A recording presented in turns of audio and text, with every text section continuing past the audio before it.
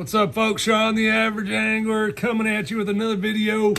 This one's kind of going to be a little bit of a surprise. For those of you willing to put in the effort, I want you to have the opportunity at the fish of a lifetime.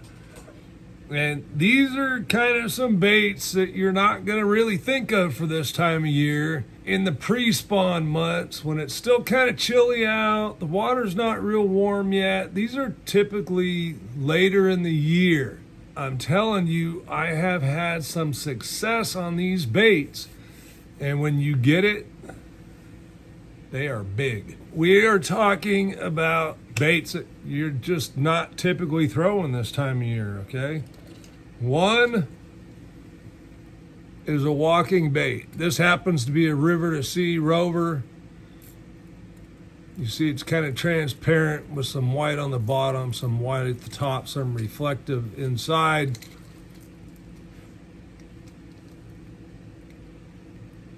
And my light angle just doesn't show the reflective. Anyway, it's there.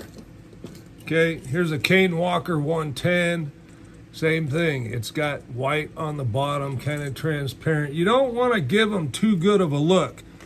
The number one color that I found for some reason early in that transition time is bone. Okay, bone tends to work really well, and you can use whatever topwater you want. You don't have to use any of the ones I grabbed. I was just grabbing stuff that was the right color. Yes, it's still chilly, and we're not going to fish these like we do in the summertime. We're going to fish them slowly, okay? One twitch, have it walk, let it sit. Let the rings dissipate around the bait. Let it sit a little longer, one twitch. Same thing, okay? It's very patient. We're trying to draw something up to crush it. Females this time of year are looking for bigger meals, okay? It's less effort for them to eat once rather than 4, 5, 6 times chasing a little tiny minnow. These tend to work if you put in the time and you do them in the right places. What are the right places? Well, really we're looking for high percentage spots, right?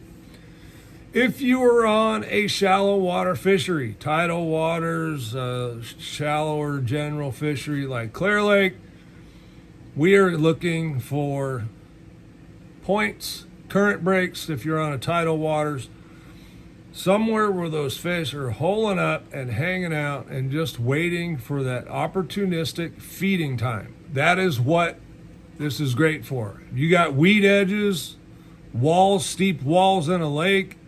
Those are good places to fish it as well. Again, the key really is to just fish it slow, twitch it, let those rings dissipate. Yes, it's time consuming, but this is a method that I have seen over and over and over again, catching giant fish. But anyway, sometimes we just need to be reminded. If you enjoy the content, subscribe down below. It really helps the channel, and it's free. Appreciate you. Next up, another slow one. And I fished 2 different colors this time of year for this. That's just me. It really comes down to personal preference. Is the topwater frog. This happens to be a live target. I don't know what the name of the color is. I kind of refer to this as bluegill. Really, to me, this one comes more into play as they're a little closer to spawn. Bass do not like this sitting over the top of their nest, even if you can't see it. However, bass will destroy a frog early, now, as well. It's still a great bait, and it can be fished really slow. Very similar to that of the spook, rover, cane walker. The frog, again, can do all that. Now, this one has many characteristics that I really like early in the year when it's a little colder. And this is a Berkeley Swamp Lord poppin' frog. And this is their bone color. Okay, again, bone. I don't know what it is. It gets bit, I'm telling you. And the frog, again, we can fish really, really slow. This one we have the option to walk it or to pop it. Either way, we're still going to fish it pretty slow. If you're popping, you can do a pop pop. If you're walking, you can do a either way, we're going to let it sit. When we let it sit, let those rings dissipate again. Okay, that's really important here. The frog I'm going to try and put in to heavy cover areas, okay? Hopefully weed type stuff. Wood is really, really good. And then of course rock, because rock tends to warm faster by the sun in this early spring season. And those fish will get up there and sit and sun themselves. The other beauty with the frog is you can throw it onto the bank and slowly drag it into the water. Okay, very natural presentation. I've talked about that in another video of mine a month or two back. And it's very, very effective with the frog. Allows you to do that because it's snag proof, right? That's not a snag proof, but you can do this with a snag proof also. You're not going to get repeated chances at these fish when they bite. So again, be patient, let them eat it, and then hit them hard. All right, the last and final one of these is not necessarily as slow a bait. This is more of a cover water bait, and that is a buzzbait. For some reason, I don't know if this is still made. This was a river to sea.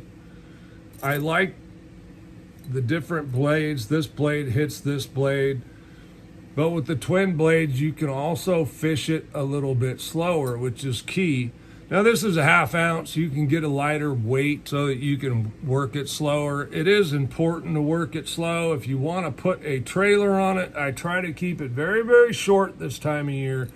I want the bait to be compact.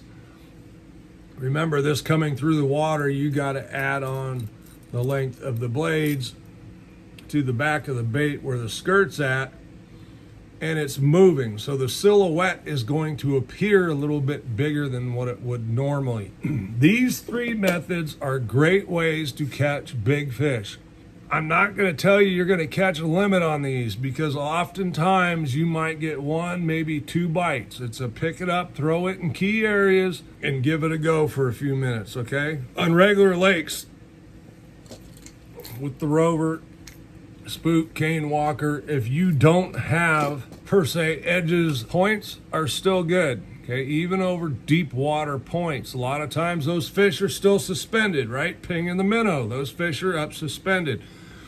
A slow moving big bait fish is a perfect opportunity for a big bass to feed and not have to chase anything else for the day.